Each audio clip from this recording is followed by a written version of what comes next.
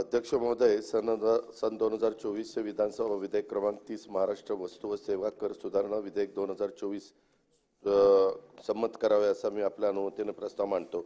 अध्यक्ष महोदय, त्याचबरोबर मला ह्या विधेयकाच्या निमित्ताने सभागृहाच्या एक गोष्ट लक्षात आणून द्यायची आहे।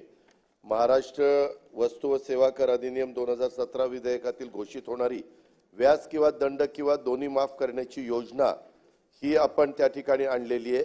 ही आम्ही सगळ्यांना सांगितलेली आहे, परंतु या विधेयकाच्या निमित्ताने मला सभागृहातल्या दोन्ही बाजूच्या सन्माननीय सदस्यांची ही लक्षात आणून द्यायची। कलम 73 अंतर्गत 2017-18, 18-19 आणि 19-20 च्या कर मागण्यांशी संबंधित व्याज किंवा दंड दोन्ही माफ करण्याची योजना 1/11/2024 पासून आपण लागू केलेली आहे। ते कर भरण्याची अंतिम तारीख 31/3/2025 आहे। कर रकमेचा भरणा 31/3/2025 पूर्वी केल्यास त्यावरील सर्व व्याज व दंड माफ होईल। राज्य प्राधिकरणाच्या अखत्यारीतील करदात्यांच्यासाठी माफीसाठी अपेक्षित अर्ज अंदाजे 1,14,000 अध्यक्ष महोदय आहेत। आता या अभय योजनेची माहिती व्यापाऱ्यांना होण्यासाठी आपल्या विभागाने जीएसटीने 80,000 सौजन्य पत्र पाठवलेली आहेत। राहिलेल्या दिवसामध्ये आम्ही बाकीची पण पत्र त्या ठिकाणी देणार आहोत। अंदाजे एकूण विवादित रक्कम 54,000 कोटी आहे। त्यापैकी विवादित कर 27,000 कोटी, दंड व शास्ती 27,000 कोटी।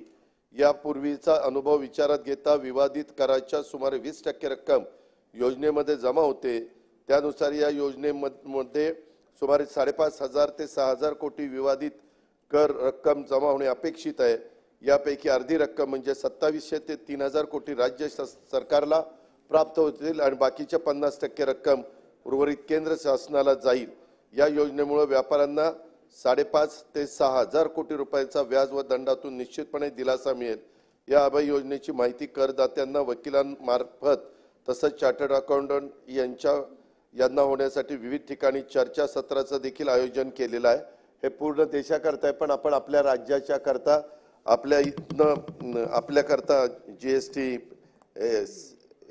SGST ह्याच्याकरता हे लागू केलेले ह्याची पण माहिती मला सभागृहात द्यायची।